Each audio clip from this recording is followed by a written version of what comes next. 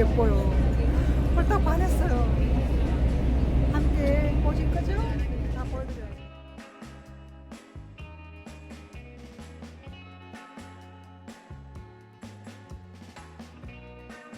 Hi everyone, it's Hannah. Welcome back to the Hanaya channel. After exploring Chicago's public transit and the Art Institute, this time we're heading to the famous Lake Michigan for a tour.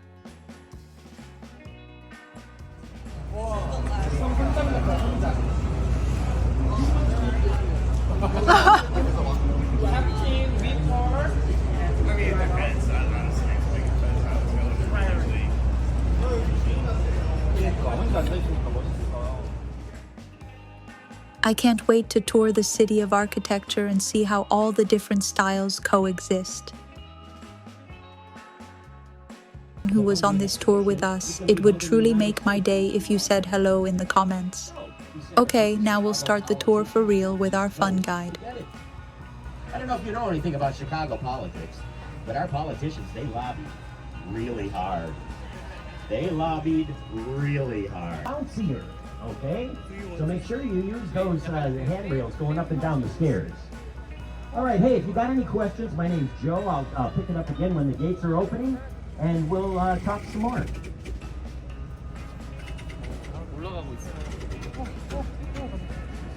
점점 올라간다. 올라가는 것이 느껴지세요? 네, 느껴져요. 올라가.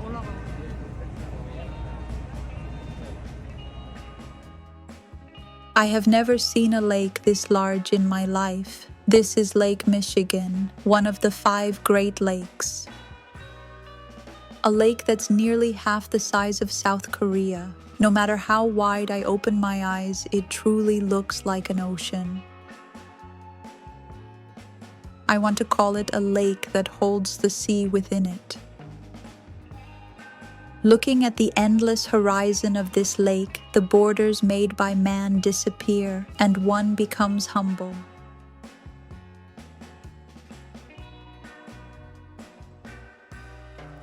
I'm listening to the history of Chicago by the beautiful Lake Michigan, and the word great just naturally comes to mind. 안녕하세요, 구독자님들. 저 지금 건축의 도시 시카고에 와서 건축 투어를 하고 있습니다. 뒤에 보이시죠? 아직 다 투어한 건 아닌데 이렇게 투어를 하고 있어요. 네, 구독자님들께 보여드릴 수 있어서 너무 좋아요. 역시 건축의 도시답게 건축 하나하나가 진짜 예술인 것 같아요. 그리고 건축마다 다 이렇게 뭔가 스토리가 있더라고요. 네, 그래서 그런 걸 듣는 것도 재밌고 강 색깔 너무 예뻐요. 홀딱 반했어요. 함께 보실 거죠? 다 보여드려야죠. Wow, it feels like I'm at a giant living architecture exhibition. This is truly breathtaking. 30 miles. 30 miles in Lakefront in the city of Chicago, and all but 4 miles of it is open green space.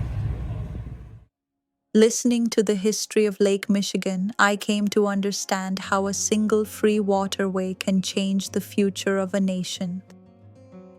To be enjoying freedom at such a beautiful lake, it still feels like a dream to me, and 1,000 emotions cross my mind.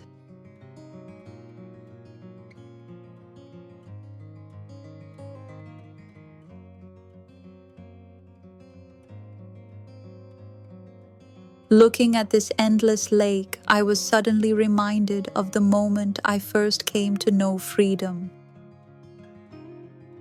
Having grown accustomed to the brainwashing and collective life of the North Korean regime, when I first came to South Korea, to move freely, to think freely, to speak freely, this freedom I encountered for the first time was so unfamiliar, it was even frightening. Marrying a South Korean soldier meant I spent a lot of time by myself, and that fear and anxiety doubled. Why is no one calling for me? Why is there no one giving me orders? Why do I have to be alone like this? It was only when I confronted myself, standing alone in loneliness and solitude while asking myself these countless questions, that I finally came to know freedom. The freedom to do nothing.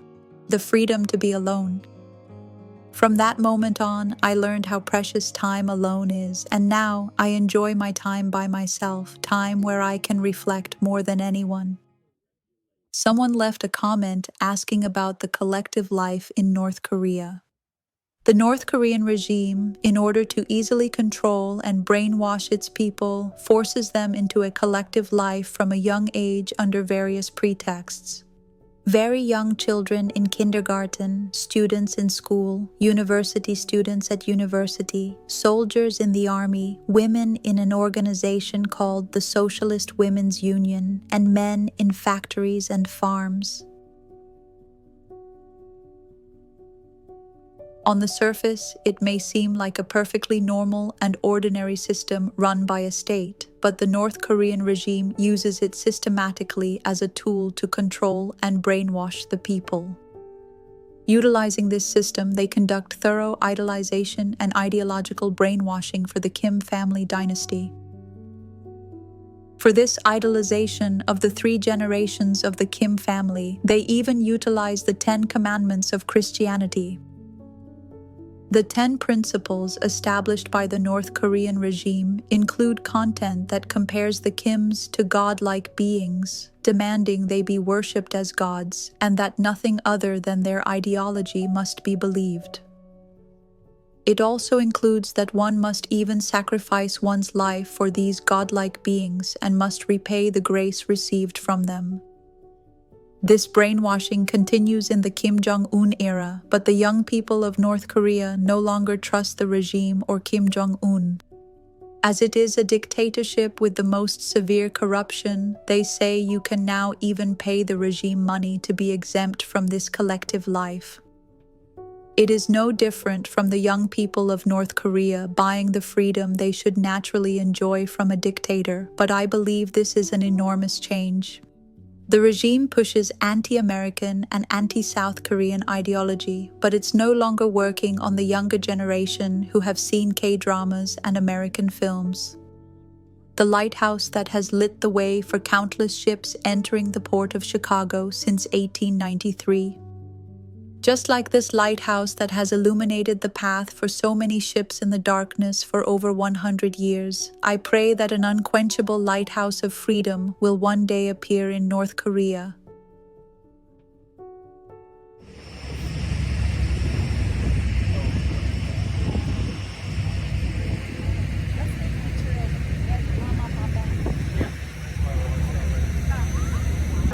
안녕하세요, 구독자님들.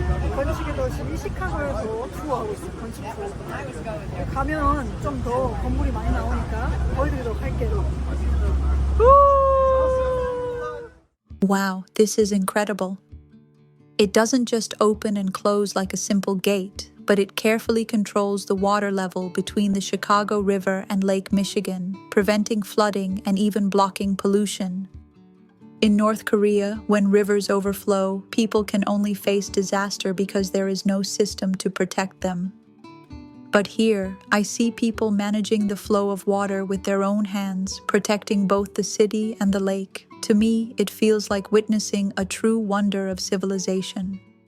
The lake tour is over, and now we're starting the architecture tour. That unusually tall white building is called One Bennett Park. I thought it was an ancient building, but I was surprised to learn it's actually a modern residential building completed in 2019. With the buildings arranged around the Chicago River, the whole city feels like an architecture museum. It makes me imagine the movie Night at the Museum coming to life. But all these buildings look alike. That's because we said mission accomplished. The Marina City Towers, with their unique curves like kernels of corn. This was one of the buildings I absolutely had to see in Chicago. It's amazing that it was built in the 1960s, but is so well preserved it looks new. And the cars parked between the giant corn kernels look so cute, almost like miniatures. Movable bridges, remember. All right, if you were on this river in the early 1900s, it was a completely different place. It was very, very industrial. There were lots of cargo ships. There was lots of industry, lots of warehouse. That building was in the way. So they actually took out one whole bay of the building, smashed it back together, and hoped you wouldn't notice. Miriam, what 아니 do you 여기서 have? 어떻게 카약을 타는 줄 알아? Hey, you like the environment? Who doesn't, right? Here's like this next building. This is a platinum LEED building. LEED stands for Leadership in Environment and Energy Design. 300 North LaSalle by Picard and Chilton. Most of the building made with recycled materials. There's a half-acre park on the roof of the building. They collect rainwater cleaner than it was before it went in. Platinum LEED, that's as high as you can go. But I know what you guys want. You want big. People come to Chicago to see big buildings. Well, I'm here to tell you, big doesn't necessarily mean tall. This was the biggest building in the world until we built the Pentagon. This is the Merchandise Mart from 1928. Inside, there's 4.2 million square feet of space. Chicago Riverwalk, portraits with so many different expressions are welcoming me. I was told that the portraits exhibited on the walls are part of a public art project in Chicago, representing the local community and citizens from all walks of life and racial backgrounds. This is a scene you could never imagine in North Korea, a place filled with nothing but regime propaganda and the idolization of the Kim family. The color of the glass is different on every floor, with a gradient design that fades from light to dark, just like the colors of the ocean. They say it's one of the symbols of Chicago architecture, and also the world's tallest building designed by a female architect. 아 근데 목 아파. 이거 어디다 보려고 하니까 목이 아파요. 목이 아파. They sold the building, but they sold it with their name.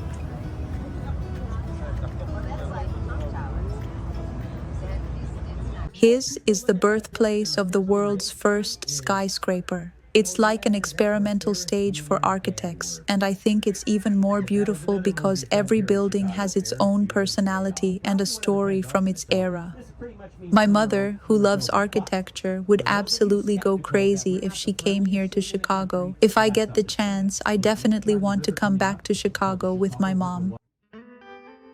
Of all the buildings along the Chicago River, the one that captivated me most was the Jewelers Building. Once a hub for jewelers, its domed top is said to have housed a secret bar and even legendary tales. In North Korea, buildings were simply a means to display power and the regime.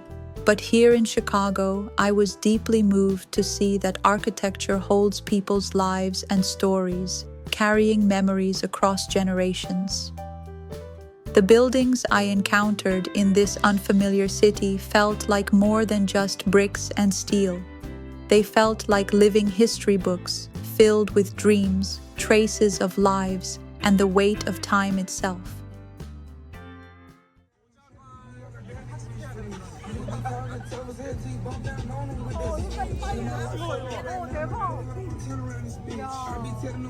Shit ain't with that baby mama shit. Nigga, this shit break game. The local boys finna take over the industry. 좋아하는데? 좋아하시는데요?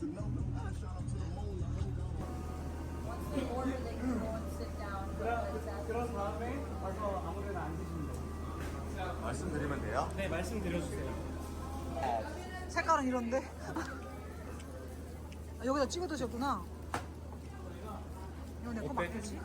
맛있어요? 저도 양배추 하나 먹어봐도 돼요?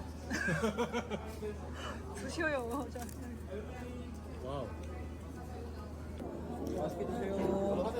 양배추 튀긴 건데 맛있어. 이거를 이렇게 할 수 있는 거 많죠? 못 느끼는 거 아니에요? 아니 아까 들었어요? 호텔에서 너네 다 사우스코리아에서 왔니? 근데 내가 one of us spoke North Korea. 맞네. 맞잖아. 가끔 망각해. 응, 그거 맞아. 제가 옛사라 그랬거든요. 이게 제일 맛있어요. 3년 했어요. 북한에서 미국으로 여행 올 수도 있는 거죠. 응? 안 돼요? 뭐죠? 한국도 못 갔는데 이게 철천지 원스레여서 절대 안 보내줘. 근데 유럽은 가죠. 해외는 물론이고 국내에서도 지역 간에 이동이 안 돼요. 아, 진짜요? 응. 아, 그 드라마 봐가지고 내가 잘못 알고 있나 보다. 아, 그거는 드라마 보면은 막뭐 스위스 막 이렇게 만나고 막 이러잖아요. 현빈 씨. 아, 안 그거는 봤어. 그냥 픽션이.